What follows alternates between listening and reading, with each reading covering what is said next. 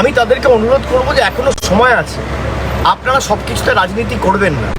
তাড়াহুড়ো করতে গিয়ে নিজে ভোটের স্বার্থ দেখতে গিয়ে হুড়মুড় করে 2 বছরের কাজ 6 মাসে শেষ করতে হবে যাতে ভোটে তার সুফল পায়, সেই কারণে উদ্বোধনগুলো হচ্ছে। আর মানুষের পরিষেবা নিয়ে কোনো রকম কোনো দায়িত্ব কেন্দ্র সরকার নিচ্ছে না। উনি যখন রেল প্রকল্প উদ্বোধন করেন তখন সবার আগে সবুজ ঝান্ডা নিয়ে দাঁড়িয়ে পড়েন, আর যখন মানুষ মারা যায় তখন দায়িত্ব কেন এড়িয়ে যায়? কিন্তু এই যে 280 জন মারা গেল, এই লোকগুলোর মৃত্যুর কারণের পিছনে এই দায়িত্বও আপনার, এটা আপনি এড়িয়ে যেতে পারেন না। এবং আমি মনে করি গতকালের এই ঘটনা থেকে রেল মন্ত্রক এবং প্রতিটা দপ্তরের, বিশেষ করে কেন্দ্র সরকারের শিক্ষা নেওয়া উচিত যে আগামী দিনে যাতে এরকম কোনো ঘটনার পুনরাবৃত্তি ভারতবর্ষের মাটিতে কোথাও না হয়। এই যে হুড়মুড় করে তাড়াহুড়ো করে বন্দে ভারতের উদ্বোধন করে দেওয়া হচ্ছে, 3 মাস 6 মাস 8 মাসের মধ্যে রেল স্টেশনগুলো উদ্বোধন করে দেওয়া হচ্ছে। বন্দে ভারতের কি দুর্দশা, ঝড়ে বনেট ভেঙে যাচ্ছে, আপনারা তো দেখেছেন সে চিত্র। আরে আইলা, আমফান, যশের মতো ঝড় না যে 130 140 160 কিলোমিটারের বেগে ছুটছে, 60 কিলোমিটারের মকাতে বনেট ভেঙে যাচ্ছে। বন্দে ভারত এক্সপ্রেস যারা করেছে এবং যারা দাবি করছে যে ভারতবর্ষ আগামী দিন উন্নততর থেকে উন্নততম হচ্ছে, তার একটা ছোট্ট নিদর্শন আমরা গতকাল দেখলাম যে রেল মন্ত্রক কি কাজ করেছে।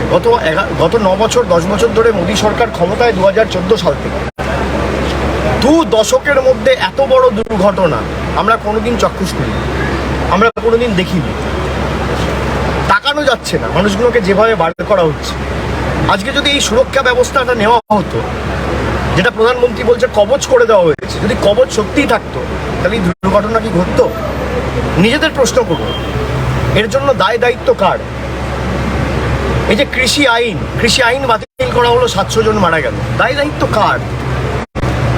অপরিকল্পিত লকডাউন, এই যে এত লোক না খেতে পেয়ে মারা গেল, দায়িত্ব কার?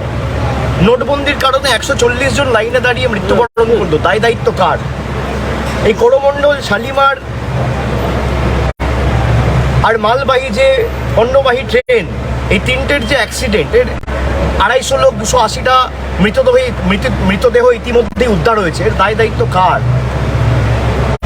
এটা থেকে তো প্রধানমন্ত্রী বা দেশের কেন্দ্র সরকার এড়িয়ে যেতে পারে না। আমি তাদেরকে অনুরোধ করব যে এখনো সময় আছে, আপনারা সব কিছুতে রাজনীতি করবেন না। তাড়াহুড়ো করতে গিয়ে নিজে ভোটের স্বার্থ দেখতে গিয়ে হুড়মুড় করে 2 বছরের কাজ 6 মাসে শেষ করতে হবে যাতে ভোটে তার সুফল পায়, সেই কারণে উদ্বোধনগুলো হচ্ছে। আর মানুষের পরিষেবা নিয়ে কোনো রকম কোনো দায়িত্ব কেন্দ্র সরকার নিচ্ছে না। মানুষের ন্যূনতম সুরক্ষার কথা যদি এটা ভাবতো, তাহলে অ্যাটলিস্ট একটা দুর্ঘটনা ঘটলেও যাদেরকে হয়তো প্রাথমিক ট্রিটমেন্ট দিয়েও, ফার্স্ট এড অ্যাসিস্ট্যান্স দিয়েও কালকে কিছু লোক বাঁচতে পারতো, তাদের দিকে একবার মুখ ফিরে তাকাইনি। এই এখনো আমরা কথা বলছি, এখনো প্রধানমন্ত্রী ঘটনাস্থলে হয়তো পৌঁছায়নি, বিকেলে পৌঁছাবে।